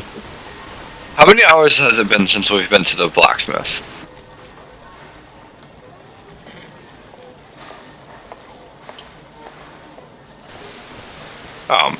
Brandy? Mm-hmm. Oh, he muted it. Yeah, I think he's something going on in the background. Might be some kid aggro. Oh no. Man, that's like one of I my. really want to. That's like my favorite term. If you have pets or kids, just call it like pet aggro, kid aggro. Oh my god! Everyone's fine with it. Right. I was so close to having my voice just kind of double clutched on me there, and I couldn't stop coughing. Nonetheless, okay. I do try to mute the mic when I'm coughing. Thank you. Nonetheless, okay. So she's turned the corner and she's seemingly gone. I'm going to see if I can get to. That? I'm going to try. When she turns the corner, I'm going to move so that once she's around the corner, I'm trying to arrive at that corner to see where she goes. Whoa. Oh, okay. I like to be same. All right. I wanted to make sure as you guys are making your back to the blacksmith. okay. So as two of you are heading down chasing the old woman, and you turn the corner, at your feet is the backpack of flowers. I look up. There is a huge crowd of people sort of shuffling in and about. This seems to be almost like a quick access sort of alleyway in between many of the different levels. All right. I'm beginning to suspect this woman of nefarious deeds. First of all, she knows that flower is a homing signal of some kind. I'm fairly sure of that, which is why she didn't want it on her. And then, despite looking like an old crone, she manages to spryly disappear down an alleyway and evade us. That's not suspicious. Well, don't worry. We can still follow the original plan. Well, I think yes. I also just wanted to make it clear, if Kenpachi was like going in the opposite direction to check up on his weapons, SQ is following him because he didn't actually take her flower crown, so she's like, no, it's a good flower, I have to put it on him. So she's following him. All right. Yes, as you do make your way back, Kenpachi, you see the swords sitting on the sort of countertop, already sheathed inside of the holster there that you provided, sitting in anticipation, waiting for you. Well, I'm gonna. She comes. Oh, okay. Sorry. The blacksmith's assistant sees you, sort of instantly recognizes you, and immediately goes to grab the swords and gets everything ready for them. All right. She goes, all right. Well, so the remaining here is just another 15 gold coins. There was a few extra bits and things that we had to do, but we managed to make it fit for you. Well, that's gonna take all my gold. I'm sorry to hear that, sir, but there was a lot of custom work we had to do. We shrank the blade, so therefore we had to counterbalance the hilt. It's all right. I can cover that cost for you if you need to. No, I was gonna say, does SQ overhear him say, like, oh, well, that's gonna take all of my money? If he said it aloud. I did. Oh, okay, yeah, you heard it. SQ's gonna be like, "Hi, oh my God, you're so fast. Your legs are really long. Here's your flower crown. How much money do you need?" Well, I just paid the last 15 gold pieces I have. Ugh. Do you want me to? It's fine. Do you want me to No. give you money? No, it's fine. They're my swords. I should be paying for them, right? Yeah, I guess. Are you gonna wear my crown though? I made it. Still out of breath. Like, I've been chasing him down. He's long strides and he's tall, and she was just like trucking after him. I'm gonna look down at her and ask her, if I put this on, will you shut up? Is that what you would like to happen? Yes. Then yes. But you have to. The second you take it off, I'm gonna start talking again. Alright, I'm gonna grab the flower crown, put it on, and then remount my sword and just pick her up. And SQ is like very deliberately gonna put both hands over her mouth, like, I can't talk, I can't talk, I can't talk. Okay, yeah. Yeah, you do so. As you guys, as you got your weapons in there, I'm adding them into your sheet right now, Kampachi. Legis and Kurosi, what were you guys up to during that lovely shop?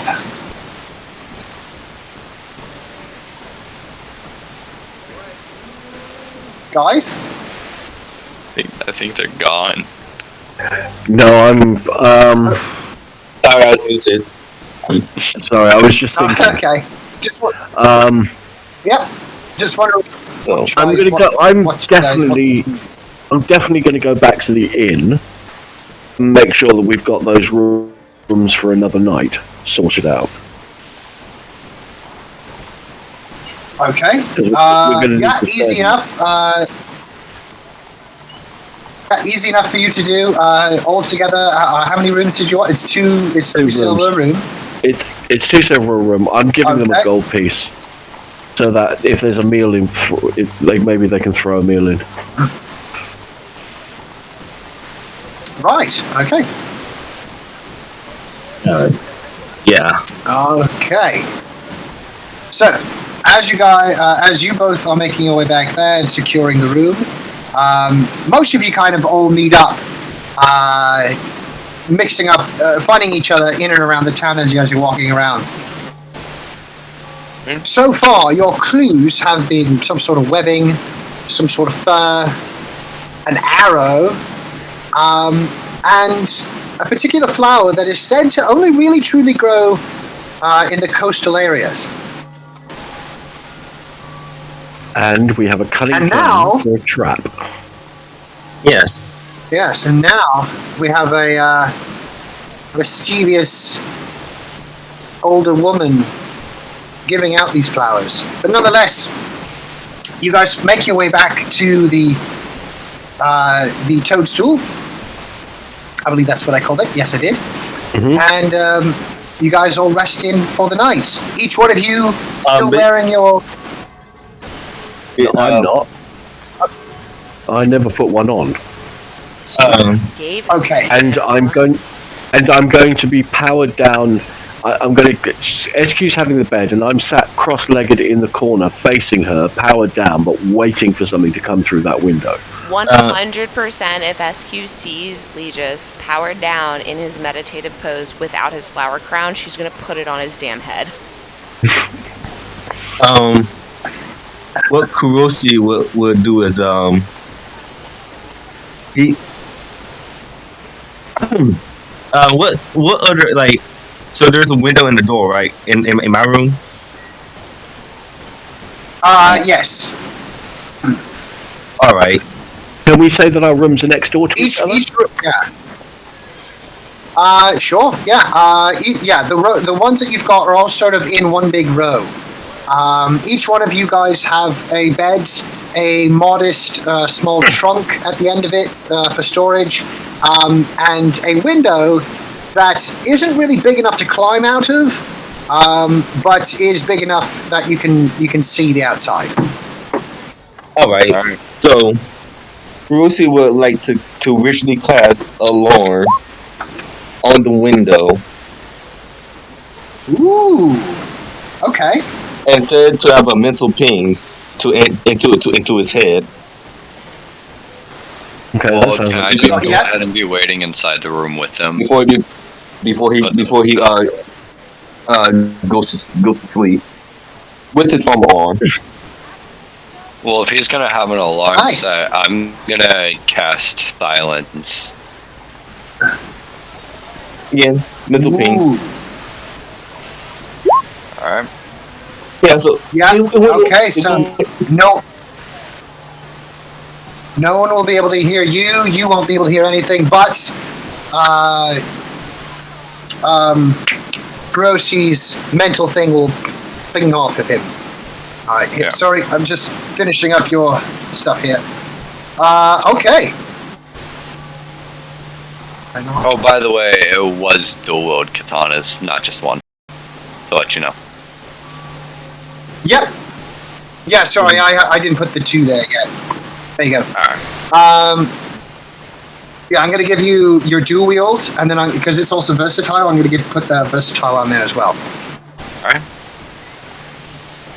Nonetheless, okay, so now that you guys are all here, we've got the alarm set, the trigger is ready to go, the trap is set, and the bait is, well, unknowing. It does. Well, it's completely it should be the flowers. That were all- that were all- Sure. Is SQ a Indeed. Now what? It is getting at that moment. Yeah. Well, now it is getting to that moment where now everybody. is. She's not asleep. She's cuddling Lonnie. They're just like spooning in the bed while he just meditates on the floor. Well, considering nothing can be heard by any of them, I'm gonna stand up and walk over to SQ and just set the crown on top of her. And is this the crown that she tried to give you earlier? Yes, but she won't realize it. She will because she weaved them to fit your personality. SQ? Yeah. It is dead silence. You can't hear anything. Okay, Let's so, just leave. but I'm Let's just saying, leave. like, if you leave your crown on her Yeah, and there's she wakes nothing. up in the morning and sees it, she's gonna know exactly whose crown it is. That's in the morning. I'm gonna put it back on after we catch the son of a bitch. Well, don't worry. I still got my crown, so I still got my I still got my crown on. Hi. Well, at least SQ's So- some friends. Trap Trap is is set. set. The trap is set. The bait is ready. Night comes. And thanks to the lovely spell, you hear absolutely nothing. That was the point. But I'm awake. I An don't plan hour. on sleeping through the night. Sure. You have the trance thing, so yeah, you can. Yeah. I'm sleeping, but my alarm should still be active. Yeah. Crossy will still be able to hear that alarm because it's There you connected go. to his brain. Indeed. So an hour goes by. 2 hours. 3, 4.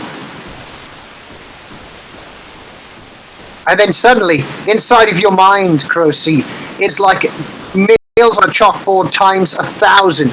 A loud bing just goes right off in your head, widening your eyes, waking you up immediately. All right. Because he's stuck with his armor on. He looks towards the window. You see a black figure kind of pause for a moment, and then you can see it kind of shrinking. Then you notice whatever it is, it's running away. I follow it. You can't come out. You can't climb out the window. It's a bit too small. You'd have to go outside the front door of the inn. Wait, I still got fairy fire. Can I like open? Can I open the window and You cast cast fairy fire fairy on it? It is not a window that you so much as open as that it is kind of like a shutter system. But yeah, you do manage to do so.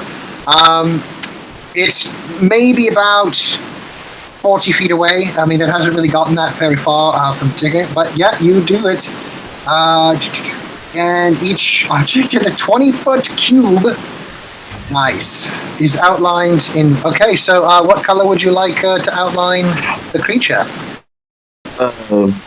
Bright green. Bright green. Okay, Yes. you see it as this bright green outlined figure.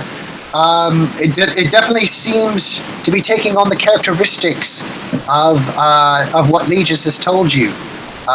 The sort of arachnid bottom with a humanoid top. All right. But All right. it is definitely taking off and heading to the outer circle. Yeah. So okay. Was Krause in the same room as us? Were you with Legis? How many rooms? Did you get? Yes. You got I was 4 with rooms, you. didn't you? Yeah. So I was in my own room. Dang. All right. Well, have fun chasing that So- thing. Okay. Shoot. What should I do? Well, currently at the, I- currently on the moment, you're witnessing it go away, outlined in green through your window. So You can try to like bang on people's doors, but We won't hear you. I'll Yeah. hear you. Oh, got There's silence. silence. You won't. Trust me. it should only last for like 10 minutes. It says it right there. Yeah. yeah, it's also a 20-foot radius, and your rooms are sort of lined up in a straight row. All right. So if you were in the middle, the 2 people on the end would still be able to hear, but I mean, you wouldn't know that. Okay. So forget about everybody else. He tries to go outside and use fly from his armor Okay, to chase after him. chase after. I try- Okay. Without Okay. telling nobody else. Okay. You are flying 60 feet per second. per 6 seconds. As this thing is matching your speed, and you see it sort of hit the edge of the forested area. The canopy is just too covered and too thick to be able to continue following it from above. But you see that it has gone inside the forest, off towards the north. All right.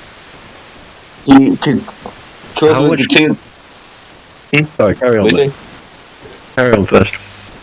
Well, of course, you dive within trees and start flying along the ground as he's trying to chase the green light. All right.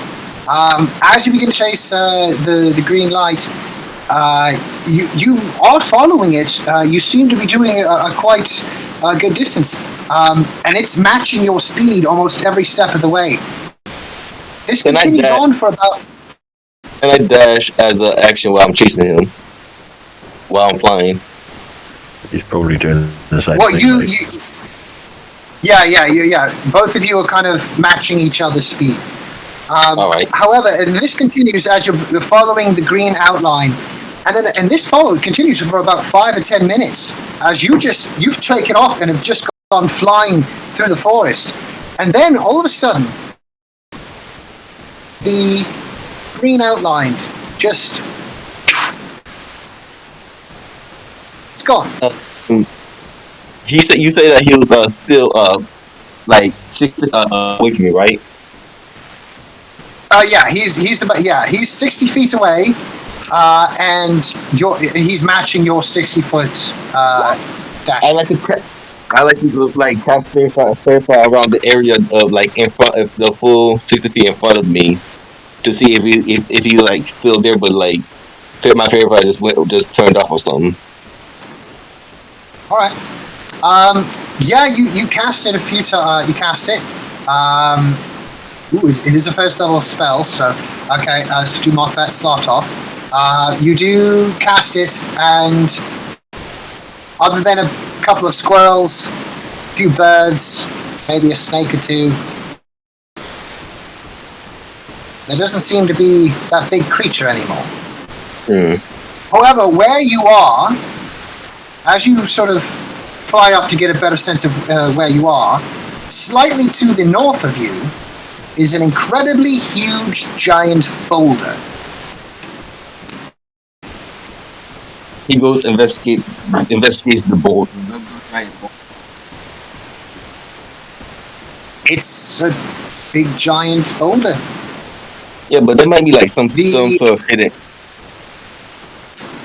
For sure. Well, from what you can see flying up there, it's just a big boulder in an open sort of clearing about maybe 10 or so feet away from all the way around the stone.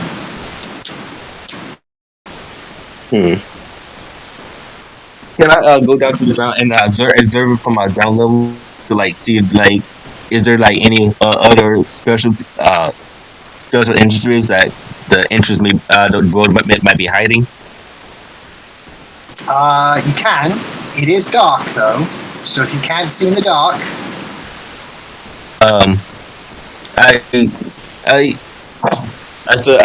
have this. oh, your goggles. Right. Okay. Yeah, you pop on your goggles and you descend. From what you can tell, it's a really big stone surrounded by some forest. Randy, Yes. I'm gonna have to bounce shortly. Were you planning on running for much longer this evening? No, was going to wrap it up shortly, actually. Okay, cool. Sorry to interrupt your flow. Yep, no, sorry, yeah. And as you get down, you kind of circle around the stone, and you realize that there is one big sort of... There's the big stone, and then there's a smaller stone next to it, and you notice that there's almost like a crease along one side. Almost like this is some sort of doorway. And that's where we're going to leave it off for tonight. Thanks. Awesome. That was a really fun session. I enjoyed that. Yeah, thank you. Well, that should give. Hopefully next week my yes. Hopefully next week my microphone will be back up, and actually it's the mixer that's the microphone's fine. It's the mixer board that was terrible. But anyway, hopefully by next week that it will be all hunky dory. Alright. Awesome. All right, folks. Listen. All right. Thanks, everybody. I'm going to have to bounce. Yeah, So I I have to will- go too. All right. I will see you guys next Tuesday. All right, have a great night, everybody. All right. Yeah. You too. Bye bye. Bye. Catch you next Tuesday, guys. Cheers.